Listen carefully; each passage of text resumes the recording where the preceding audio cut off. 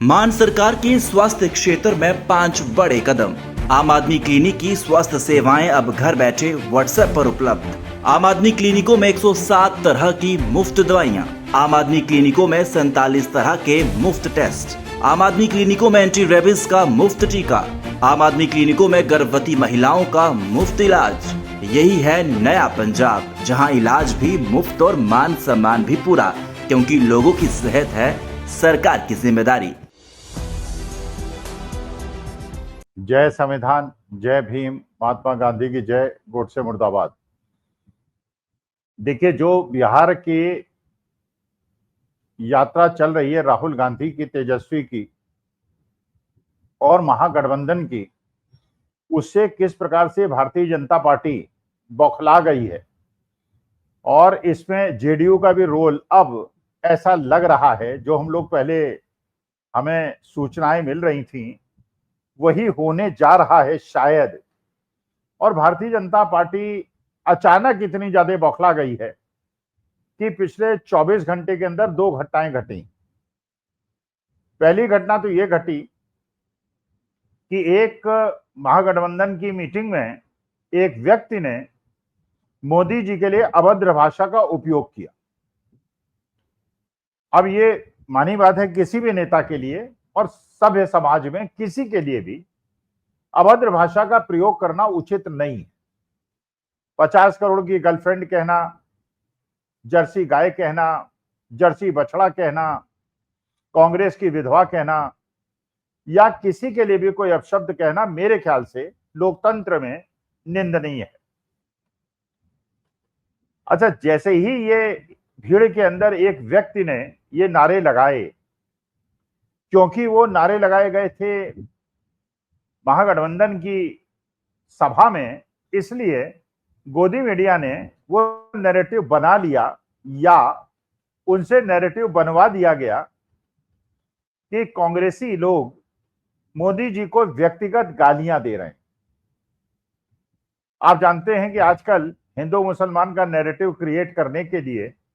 किस किस प्रकार की घटनाएं होती हैं, और जब पुलिस निष्कर्ष पे पहुंचती है, इंक्वायरी करती है, तो यह पता चलता है कि सारी चीजें प्रायोजित होती, केवल टेंशन क्रिएट कराने के लिए और पोलराइजेशन करने के लिए, फायदा उठाने के लिए। लेकिन बिहार के अंदर शायद अब जिस प्रकार से जनता उमड़ रही है और धर्म और जाति से ऊपर उठकर उमड़ रही है, रात को दिन को हर समय लाखों लोग सड़कों पे हैं, और ज्यादातर वो सड़कों पे हैं जिनको रोजगार नहीं मिला है, जिनको नौकरियां नहीं मिली,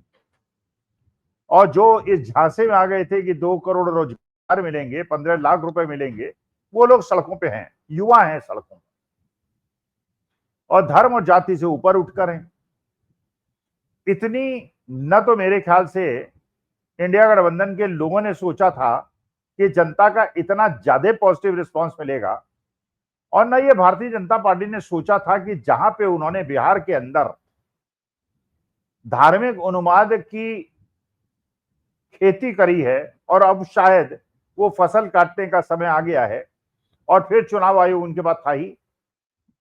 केंद्रीय चुनाव आयोग के माध्यम से एसआईआर करके वो 1-1.5 करोड़ लोगों के नाम काट देंगे, और ऐसे लोगों के नाम काट देंगे जो दलित वर्ग से होंगे, अति पिछड़े वर्ग से होंगे, अल्पसंख्यक वर्ग से होंगे, जो ज्यादातर इंडिया गठबंधन को वोट देते हैं, और सवर्ण लोगों का नाम नहीं काटेंगे। लेकिन महागठबंधन ने बात समझ ली कि जैसे हरियाणा के अंदर हुआ, महाराष्ट्र के अंदर हुआ, मध्य प्रदेश के अंदर हुआ, राजस्थान के अंदर हुआ, छत्तीसगढ़ के अंदर हुआ, वैसा ही बिहार के अंदर करने का प्रयास होगा, क्योंकि चुनाव आयोग को भी यह पता चल गया था और भारतीय जनता पार्टी को भी यह पता चल गया था कि बिहार की धरती पर हेरा फेरी करना भी मुश्किल होगा, और अगर करेंगे तो उसकी प्रतिक्रिया बड़ी जबरदस्त होगी। राहुल गांधी, तेजस्वी और ये लोग सब लोग सड़कों पे जब उतरे तो अभूतपूर्व जनता का समर्थन उन्हें मिला, और जनता भी ये समझ गई बिहार की और उनके माध्यम से पूरी देश की कि अगर ये चुनाव की हेराफेरी को नहीं रोका गया, जैसे मरे लोगों को जिंदा बता दिया गया, जिंदा लोगों को मरा बता दिया गया, एक एक मकान के अंदर 600 वोट डाल दिए गए, और जो कर्नाटका के अंदर एक सीट के अंदर राहुल गांधी ने पूरी डिटेल्ड लिस्ट दी और कारण बताए किस प्रकार से हेरा फेरी की गई है। 5 बजे के बाद अचानक का वोट को बढ़ जाना, 100% चार्ज बैटरी की ईवीएम मिलना, ये सारी चीजें। तो जनता ने तो ये जता दिया कि वो लोकतंत्र और संविधान की रक्षा करने के लिए तैयार हैं। लेकिन ये जो घटना घटी थी, एक युवक ने मोदी जी के लिए अभद्र भाषा का प्रयोग किया गया और गोदी मीडिया ने और भारतीय जनता पार्टी ने यह बताने का प्रयास किया कि कांग्रेस देखिए व्यक्तिगत आक्षेप लगा रही है मोदी जी पर। हम लोगों को शक हुआ, हमें लगा कि हिंदू मुसलमान पोलराइजेशन कराने का प्रयास तो ये लोग करेंगे, बिना उसके तो इनकी राजनीति चलती नहीं। और जनता के उत्साह को देख के ये और ज्यादा परेशान हो गए हैं और गोदी मीडिया ने नैरेटिव शाम के अपने प्राइम टाइम में चलाना शुरू कर दिया। लेकिन भला हो बिहार पुलिस का और नीतीश कुमार का, जो मुख्यमंत्री हैं और गृह मंत्रालय भी उनके पास है, पुलिस ने बताया कि जो ये व्यक्ति पकड़ा गया है मोहम्मद रिजवी, ये भारतीय जनता पार्टी अल्पसंख्यक सेल का मेंबर है और भारतीय जनता पार्टी के बड़े बड़े नेताओं के साथ इसकी फोटो है। मतलब मुसलमान होने का मतलब ये नहीं होता कि वो भारतीय जनता पार्टी का कार्यकर्ता नहीं हो सकता। शहनवाज हुसैन है और शहजाद पूनावाला हैं,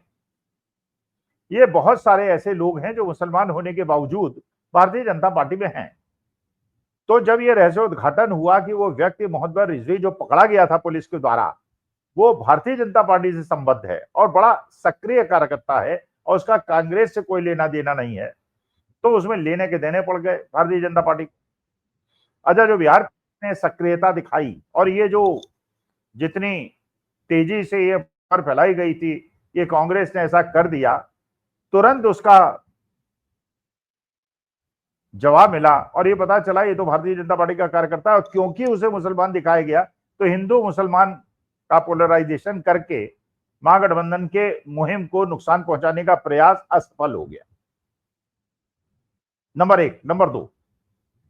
भाई अगर कोई कार्यक्रम महागठबंधन के लोग कर रहे हैं और कोई कार्यक्रम भारतीय जनता पार्टी के लोग अपने कार्यालय में कर रहे हैं तो उनको करने दिया जाना चाहिए लोकतंत्र के अनुसार। और बिहार के अंदर अगर सदाकत आश्रम, जिसका एक इतिहास है, जो कांग्रेस का कार्यालय है, उसके अंदर अगर कांग्रेस के कार्यकर्ता अंदर हैं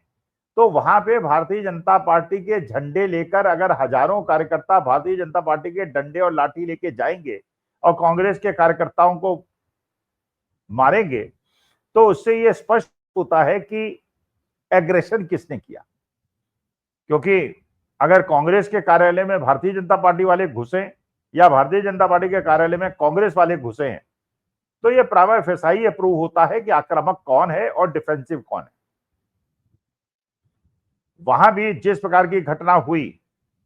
और उसका ये करने की कोशिश की एज इफ वहां की जनता महागठबंधन की रैली से खुश नहीं है, लेकिन जब लोगों ने देखा कि किस प्रकार से गुंडे बदमाश लोग लाठी लेके सदाकत आश्रम में घुसे और कांग्रेस के कार्यकर्ताओं को लहूलुहान कर दिया, ये भी स्कीम फेल हो गई।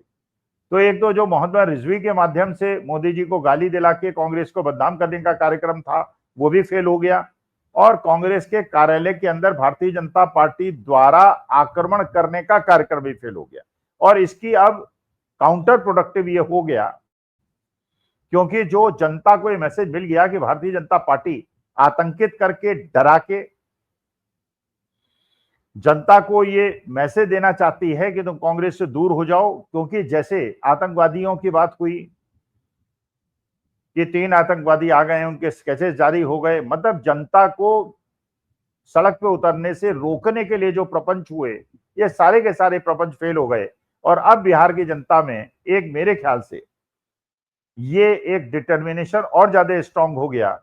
कि हमें अपने देश के अंदर संविधान और लोकतंत्र को बचाना है और इसके लिए जो कुछ होता है करना है। तो जो भारतीय जनता पार्टी की मुहिम थी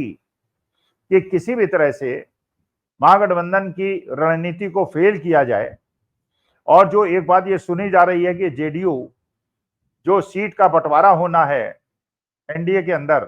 भारतीय जनता पार्टी से एक सीट ज्यादा जेडीयू को मिलेगी और जेडीयू जो भी सीट पाएगी जीतने के बाद, जितने लोग भी जीतते हैं, इंडिया गठबंधन शामिल हो जाएगी, दिल्ली की सरकार भी गिर जाएगी और बिहार में भी